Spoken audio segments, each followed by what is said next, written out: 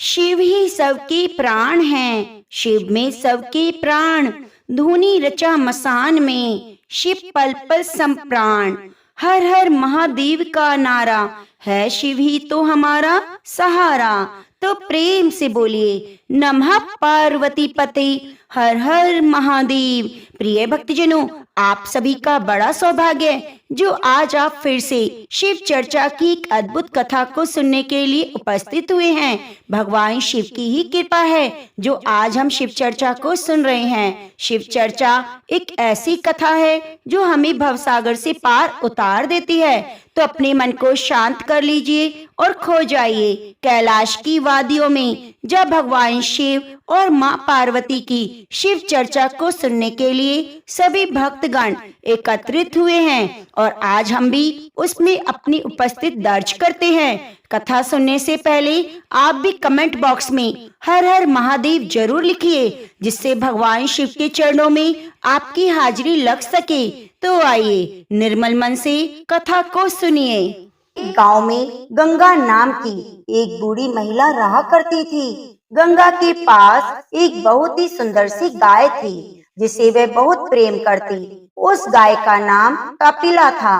कपिला गर्भवती थी। एक दिन बूढ़ी गंगा अपनी गाय कपिला को चारा डालते हुए कह रही थी, कपिला, ये ले लो हरी घास, तू गर्भवती है, पेट भरकर खाएगी तो तेरा बच्चा स्वस्थ पैदा होगा। मुझ बुढ़िया का तू एक ही सहारा है।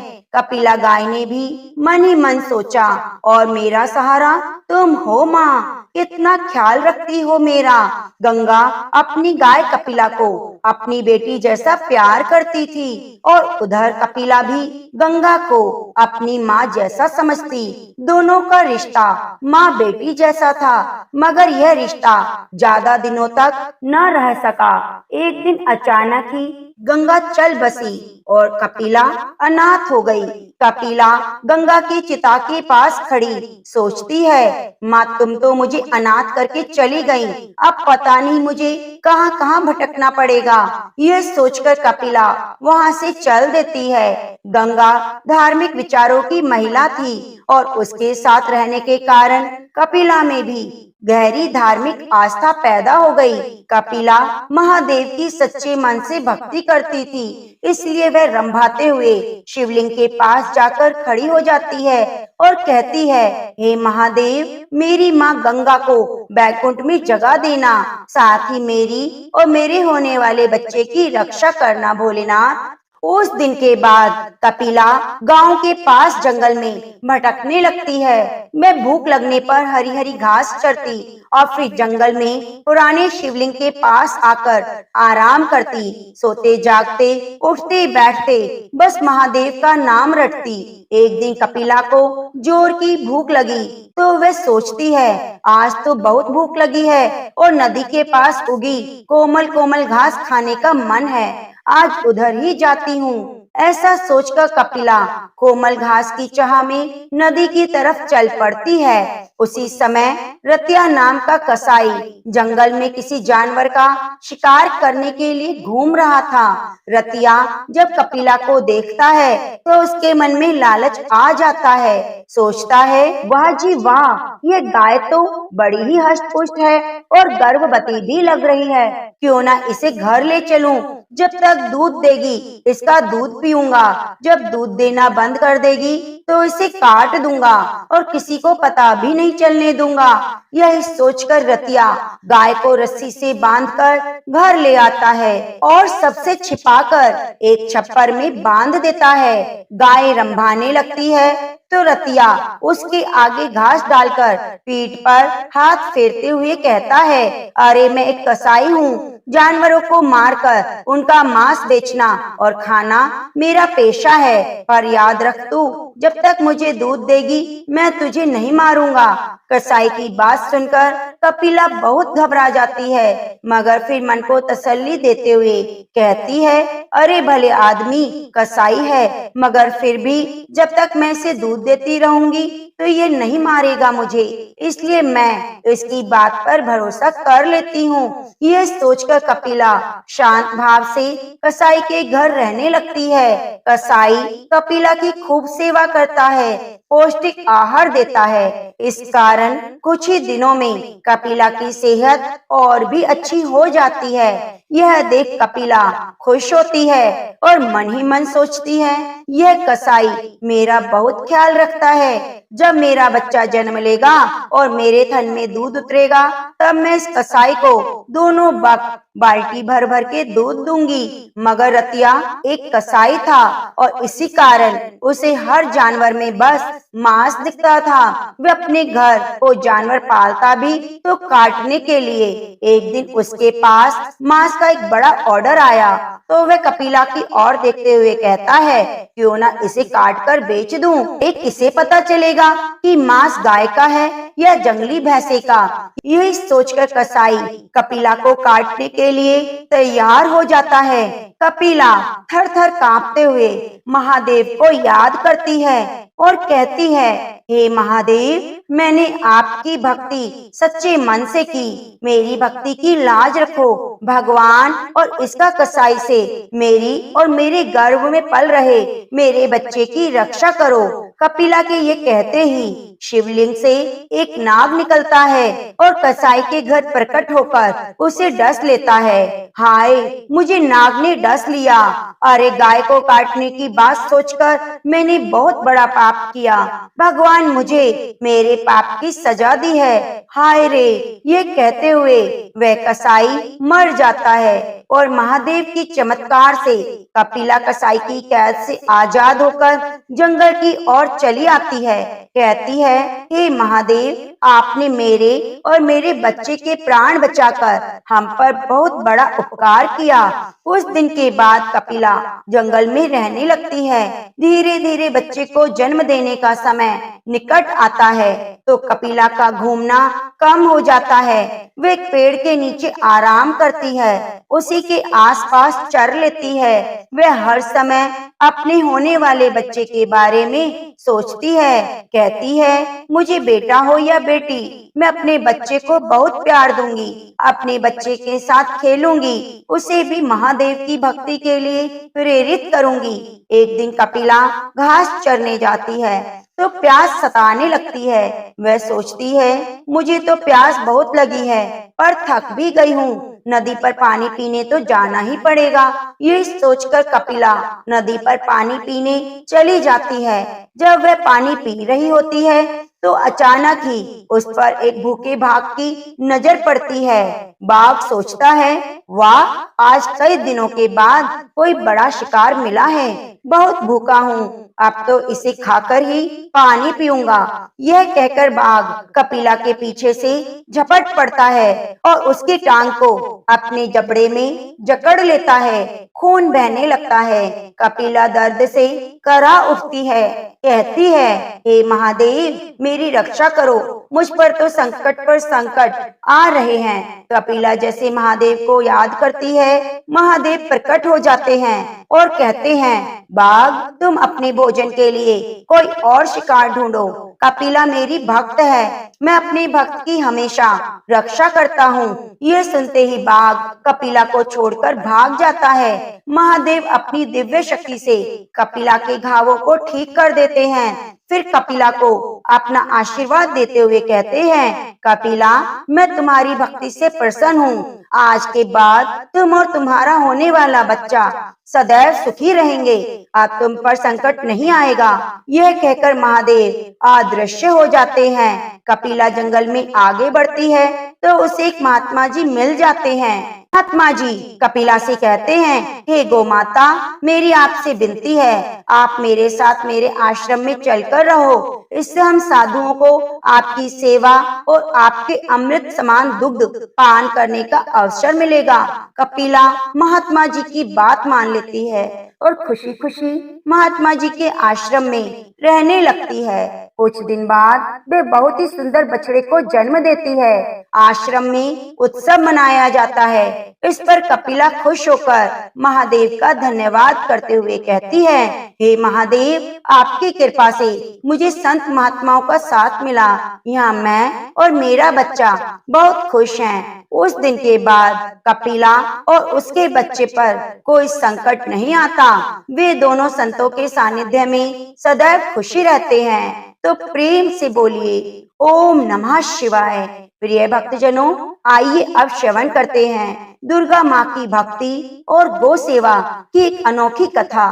गोपाल अपनी गाय नंदिनी का पूरा ख्याल रखता। गोपाल की छोटी बहन आशा और गोपाल नंदिनी को गो माता कहकर बुलाते, खुद की माँ के समान आदर भी करते। जैसे ही सुबह की बेला होती, नंदिनी जोर जोर से रंभाने लगती। सुबह सुबह नंदिनी के रंभाने की आवाज सुनकर गोपाल जागता और कहता, लो सुबह सुबह ही रंभाने लगी। अरे, इसे मुझसे भी पहले मंदिर जाने की पड़ जाती है। नंदिनी के रंभाने के साथ गोपाल जाग जाता। फिर नंदिनी को नहलाता, खुद भी नहाता, नहा धोकर मंदिर जाता तो गाय भी उसके साथ साथ मंदिर जाती। गोपाल जब तक मंदिर में दुर्गा माँ के दर्शन करके लौटता, नंदिनी आसपास घास चरती रहती और फिर मंदिर की सीढ़ियों के पास खड़ी होकर रंभाने लगती, मानो वह भी दुर्गा माँ की स्तुति कर रही हो। गोपाल और आशा दोनों भाई बहन की नजर हमेशा नंदिनी पर टिकी रहती। उनका दिन नंदिनी को चारा पानी देने और लाड़ लड़ाने में बीतता। एक दिन आशा ने गोपाल से कहा, भैया, हमारा घर नंदिनी के कारण चलता है। देखो ना, जब से इसने दूध देना बंद किया है, आमदनी कम हो गई है। गोपाल बोला, अरे पगली, तू चिंता क्यों करती है? बस 2-3 महीने की बात है, घर में फिर से दूध की नदियां बहने लगेगी। गांव के धन्नू लाला और उसकी पत्नी सरला की नजर काफी दिनों से गोपाल की गाय पर टिकी थी। वे शहर में एक डेयरी चलाते थे, इसलिए उन्हें आए दिन नई नई गाय खरीदने की जरूरत होती थी।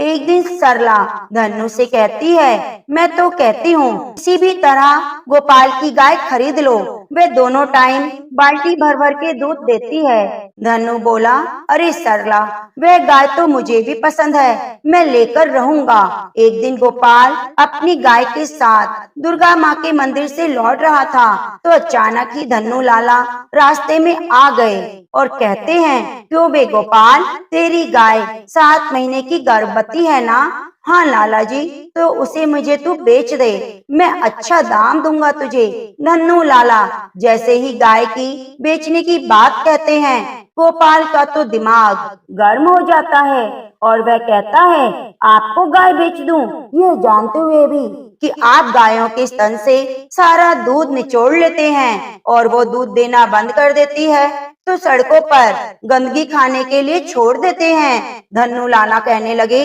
बिना दूध वाली गाय को घर में रखकर क्या करें? पर लाला, मुझे अपनी गाय नहीं बेचनी। यह कहकर गोपाल अपनी गाय को लेकर निकल जाता है। धन्नू लाला क्रोध में बड़बड़ाते हुए कहता है, अब तेरी नंदिनी तो गई समझो। एक दिन गोपाल मंदिर में दुर्गा माँ की पूजा अर्चना करके जब मंदिर से बाहर आया तो हैरान हुआ, अरे नंदिनी कहाँ गई? इस समय तो वह हमेशा मंदिर की सीढ़ियों के पास खड़ी होती थी। मंदिर के पुजारी भी उससे कहते हैं, अरे गोपाल बेटा, इतना परेशान मत हो, यही आसपास चल रही होगी, ढूंढ लो उसे। गोपाल नंदिनी को मंदिर के आसपास सब जगह ढूंढता है, मगर नंदिनी कहीं नहीं दिखाई देती। गोपाल सोचता है, नंदिनी अचानक कहाँ चली गई? पहले तो उसने कभी ऐसा नहीं किया। आशा को जब नंदिनी के अचानक खो जाने के बारे में पता चला तो उसकी आंखों से आंसू निकल पड़े। वह बोली, भैया, मैं नंदिनी के बिना नहीं रह सकती, उसे ढूंढ कर लाओ। गोपाल आशा को समझाने लगा, रो मत बहन, हमारी नंदिनी जरूर मिलेगी। एक के बाद दो, दो के बाद 4, ऐसे कई दिन बीत गए पर नंदिनी का पता ना चला। आशा नंदिनी की चिंता में खाना पीना छोड़ देती है। गोपाल बहुत समझाता है पर वह नहीं समझती। आशा कहती है, मैं क्या करूं भैया, मुझे भूख नहीं लगती, हर समय नंदिनी की याद आती है। गोपाल भी उदास होकर कहता है, उसे तो मैं भी भूल नहीं पाता, पता नहीं कहाँ और किस हाल में होगी। एक दिन गोपाल नंदिनी को ढूंढने जाता है तो धन्नू लाला उस पर हंसने लगता है और कहता है, गोपाल बेटा, सुना है तेरी नंदिनी घर से भाग गई। गोपाल ये सुनकर गुस्से में कहता है, नंदिनी के बारे में ऐसा मत बोलो लाला, मैंने उसे अपनी माँ का दर्जा दिया है। धन्नू लाला बोला, माँ का दर्जा? पर उसने तो तुझे बेटे का दर्जा ना दिया, अगर देती तो क्या भागती? नंदिनी घर से क्या गई? उसका घर सोना ही हो गया।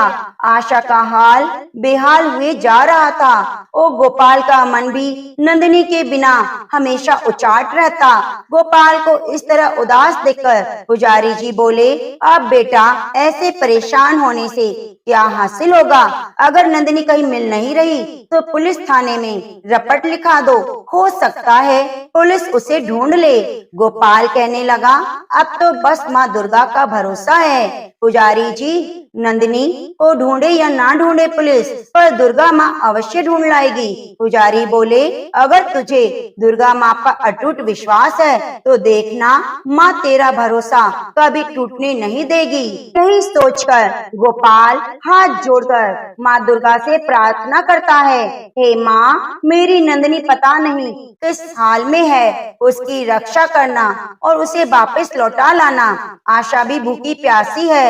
रोते रोते माँ दुर्गा के चरणों में गिर पड़ती है आशा और कहती है, हे माँ, जब तक हमारी नंदिनी घर वापस नहीं आएगी मैं अंजल ग्रहण नहीं करूंगी। आशा और गोपाल का नंदिनी के प्रति ऐसा प्रेम देखकर माँ दुर्गा बहुत प्रसन्न हुई और मूर्ति से आवाज आई, तुम चिंता मत करो बच्चों, तुम्हारी नंदिनी जल्दी घर वापस आएगी। उसी समय नंदिनी धन्नू लाला की गौशाला में कैद थी। निर्दयी ने उसे लोहे की जंजीरों से जकड़ रखा था। सरला बोली, अब हमें इसे तुरंत अपनी डेयरी में भेज देना चाहिए। पाल को इसके हमारे यहाँ होने का पता चल गया तो हवालात की हवा खानी पड़ सकती है। धन्नू लाला बोला, तुम चिंता मत करो, मेरे आदमी आज ही शहर पहुंचा देंगे। धन्नू लाला और उसकी पत्नी जैसे यह कहकर गौशाला से बाहर आते हैं, माँ दुर्गा अचानक से नंदिनी के सामने प्रकट होती है और उसे अपनी दिव्य शक्ति देती है। माँ से शक्ति मिलते ही नंदिनी लोहे की जंजीरें तोड़कर खुद को आजाद कर लेती है। सरला हैरानी से चिल्लाई, अरे ये क्या हुआ?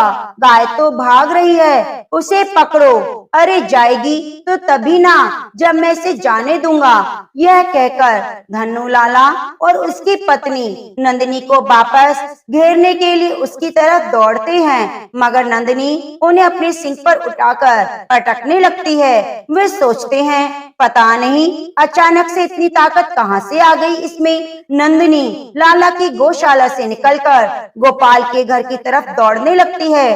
तभी बीच में मंदिर आ जाता है। नंदिनी वहाँ खड़ी होकर रंभाने लगती है। उसका रंभाना सुनते ही गोपाल भागते हुए आता है और कहता है, नंदिनी, नंदिनी, तू आ गई। फिर जैसे ही आशा को नंदिनी के लौटने की खबर मिलती है, वह भी दौड़ते हुए आती है। आशा नंदिनी से लिपटकर कहती है, नंदिनी, मैं तेरे बिना मर गई होती, कहाँ चली गई थी? आशा यह कह रही थी, तभी पीछे से धन्नू लाला और पत्नी गिरते पड़ते मंदिर के सामने पहुंच जाते हैं। उन दोनों के हाथ पैरों में लकवा मार गया था। दोनों कहते हैं, हमें माफ कर दो गोपाल, हमने तेरी नंदिनी को चुराया, हमने महापाप किया। दुर्गा माँ ने हमें लकवे का मरीज बना दिया।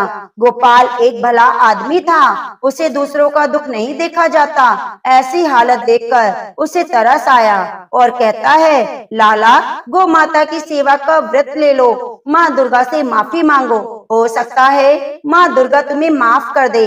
गोपाल के ये कहने पर धन्नू लाला और उसकी पत्नी ने दुर्गा माँ के आगे अपने पापों की माफी मांगी। फिर उससे लकवा ठीक हो गया। फिर उस दिन के बाद से दोनों गोपाल की तरह सच्चे मन से गौ माता की सेवा करने लगे।